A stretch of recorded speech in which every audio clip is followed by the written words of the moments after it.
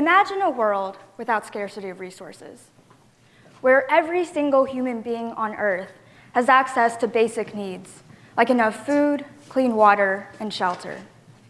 And that there's no need to make trade-offs in allocating resources, no need to worry about running out of resources in welfare or migration policies, and no inequality based on wealth. How would you redistribute prosperity and reorganize social hierarchies with this cornucopia? Imagine a world without jobs, in which citizens are paid to pursue leisurely activities like reading, writing, self-discovery, building relationships, and other hobbies. How would you redefine self-worth without work?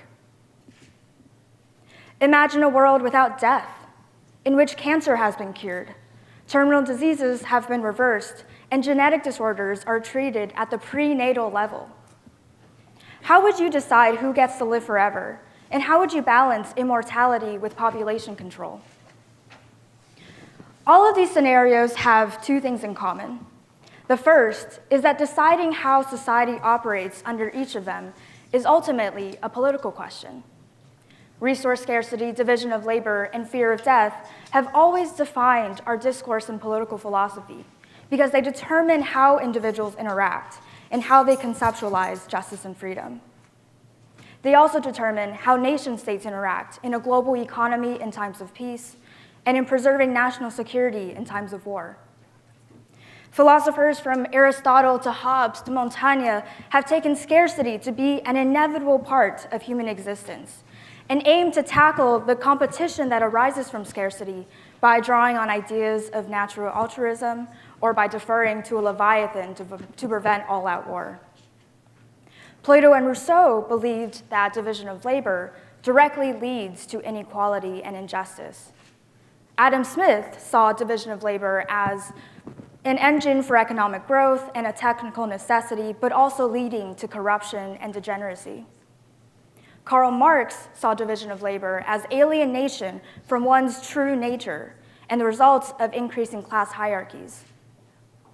As we see, philosophers have always assumed that scarcity, division of labor, and death are permanent parts of human life, and that this need to work and this desire to always have more than your neighbor, even when he doesn't have enough, is just part of human nature. Justice, conceptualized from scarcity, is all about property, fairness, and avoiding death. Self-worth, conceptualized from division of labor, is all about how much you produce and how valuable your work is to other people. But what would the world look like if these things didn't exist? What would justice look like if we weren't worried about running out of food or water? Would there still be inequality if everyone had the same access to resources? How do we determine our self-worth if it's not based on the value of our work? This brings me to the second thing that these scenarios have in common, which is that they will be made possible by the rise of artificial intelligence. AI has been described as the last invention we'll ever need to make, driving the fourth industrial revolution.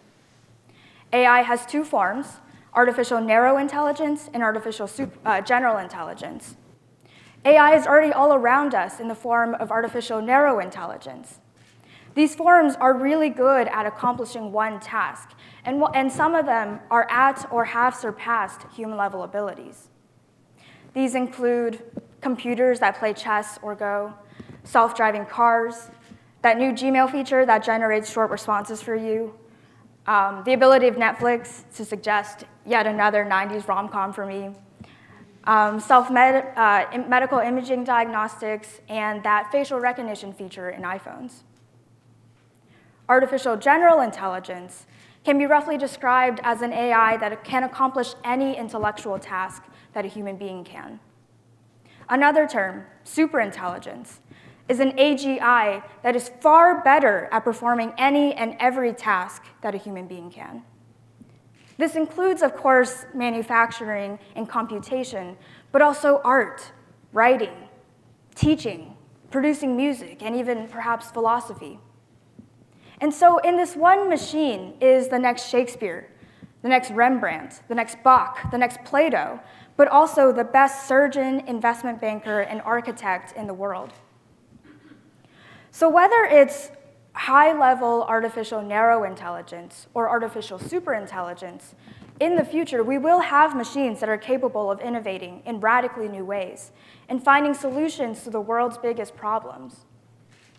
AI could eliminate scarcity, either by maximizing the efficiency by which we allocate the resources we already have, or by expanding our resources by genetically modifying crops to yield bigger harvests, or by directly growing meat and vegetables from stem cells. AI could systematically screen every cancer genome much more quickly than a team of humans can, and prescribe personalized medicine for each unique cancer patient. AI could screen and change the mutations for terminal diseases while the baby is still in the womb. It could reverse man-made global warming by directly reducing atmospheric CO2 levels. Ultimately, these are all empirical, optimizable questions that can be tackled by algorithms. So if all the scenarios that I listed earlier seem like science fiction, or society hundreds or thousands of years from now, I'm here to tell you it's not. Artificial narrow intelligence is already here. And from a survey of the world's leading AI experts, artificial superintelligence is possible or even likely to happen by 2060. But even if the opposite were true, if all scientists agreed that superintelligence is impossible, or that AI can't do everything that humans can, like falling in love or having free will, policymakers shouldn't ignore the political implications of artificial narrow intelligence. Superintelligence is one thing, but there are many political issues to tackle before we get there. Underestimating our future technological progress in this area is poor planning. This is the failure to recognize that technology is and always will be a political issue. Technological progress is not deterministic, and the application of technology may not be convergent nor moral.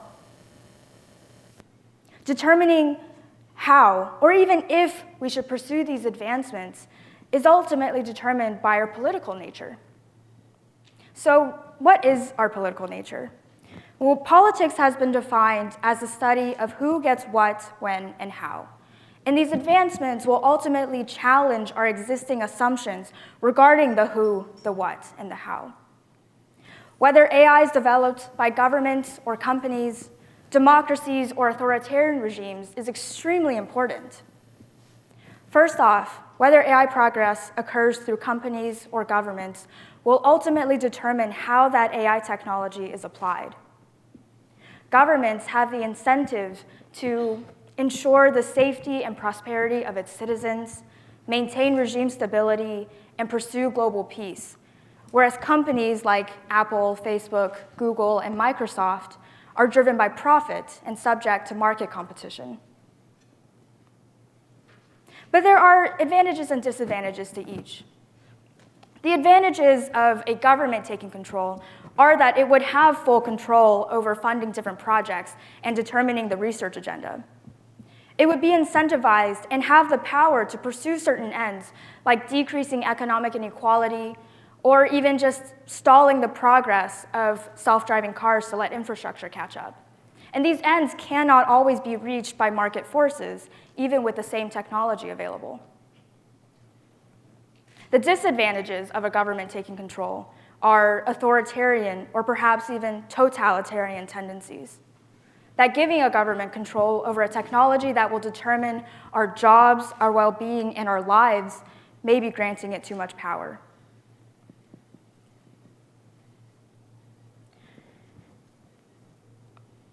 But if companies were to be the sole actors in AI progress, and they begin amassing political influence or infringing on certain rights and freedoms, how much should a government intervene?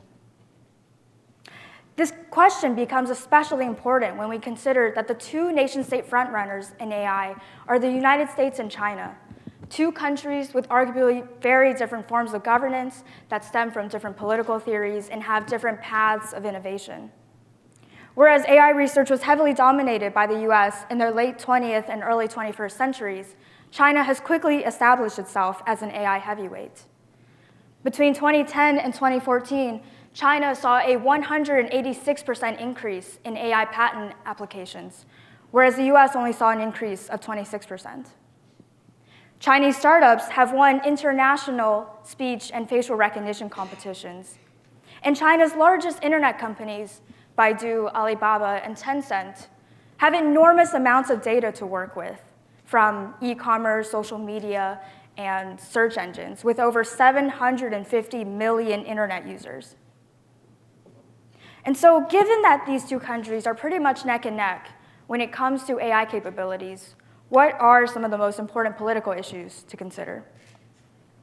Well, some of them include job retraining, balancing economic growth from automation with massive job loss and/or growing inequality, reallocation of resources, regulating police and military power once all weapons become automated, cybersecurity, privacy, and freedom of speech.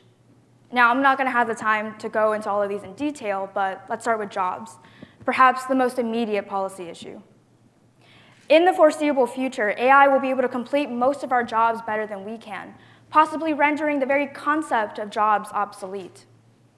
How will each government handle the transition from lives that revolve around work to lives that revolve around something else?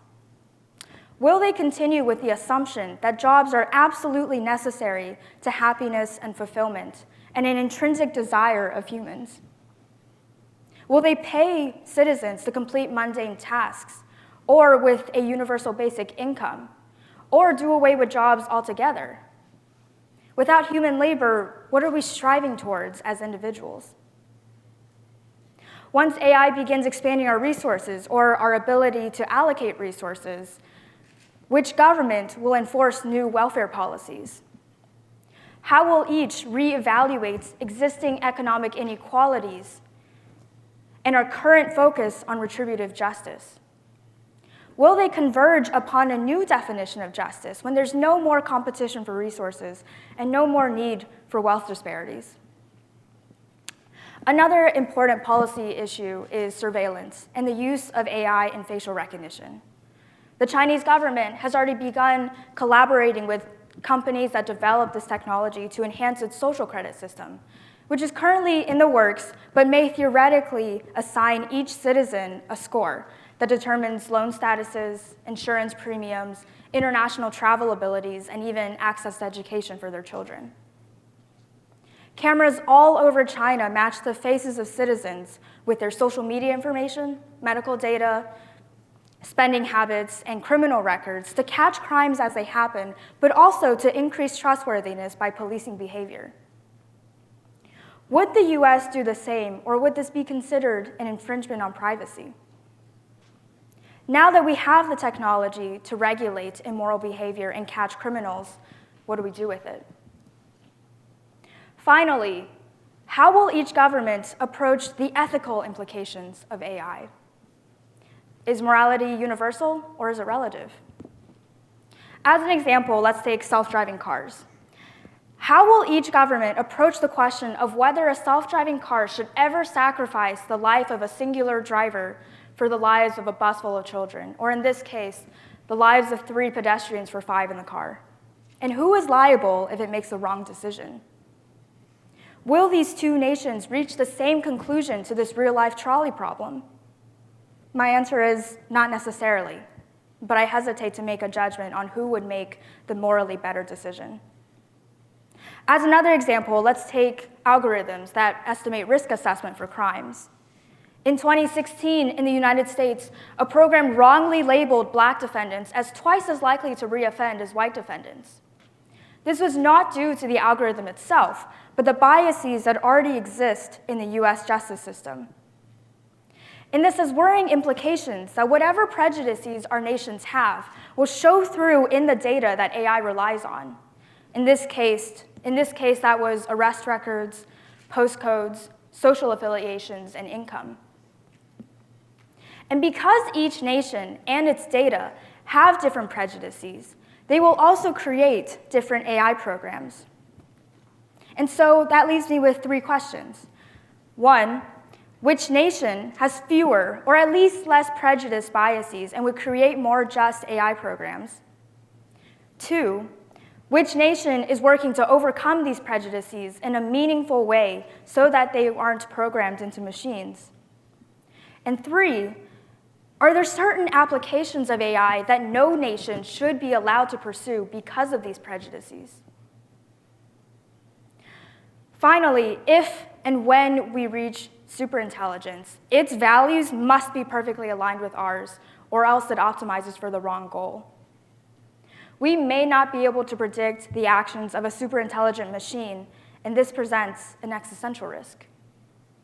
A benign example of this is OpenAI's program that plays Coast Runners, which is basically this old school video game where the goal is to finish a boat race as quickly as possible. But the game rewards its players with points for hitting certain targets laid along the route. And so when the program played this game, it found an island to circle around over and over, ultimately going in the wrong direction, but having a higher score. Obviously, it missed the whole point of the game, which was to cross the finish line, but it did exactly what it was told to do, which was maximize the score. So because we are unable to predict the actions of machines the way we can with humans, if we fail to specify exactly what we want, we face a King Midas problem. Getting what you ask for may not always be what you want.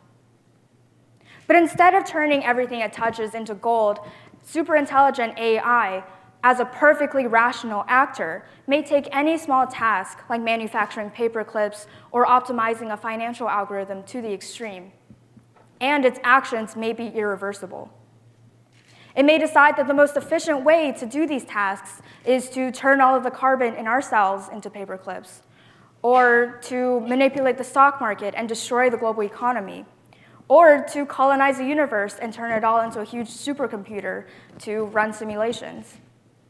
And I know this sounds a little extreme and far-fetched, but the inability to predict the actions of a more intelligent being is exactly why we have control over the animal kingdom. We determine whether other animals live or die, not because we are physically superior, but because we are more intelligent. And so a superintelligent AI must have its values perfectly aligned with ours, which includes not killing any human being, not colonizing the universe, and maintaining happiness and prosperity and freedom in human life. But it may also include values that are somewhat less universal. Even the first one, not killing any humans, may not be universal if we decide that some lives are worth more than others. We may value the lives of the moral over those of the wicked, the lives of those who live now over those of the future.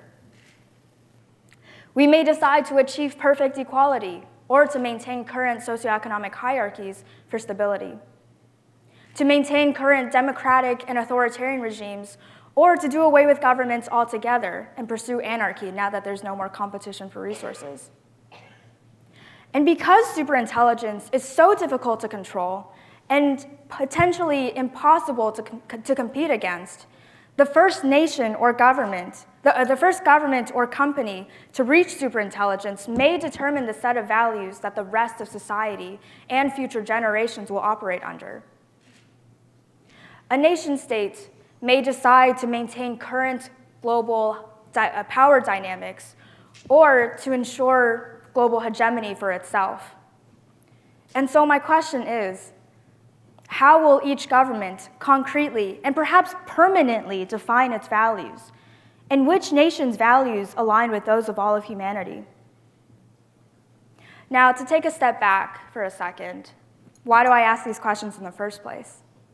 Is it useful to think about what society will look like 100 years from now? Is it possible to control the who, the what, and the how of politics and technology? I think it is. I think each government must begin preparing for the future, and which will be dominated by AI, and for these different scenarios if we eliminate resource scarcity, jobs, and death, and if we reach superintelligence.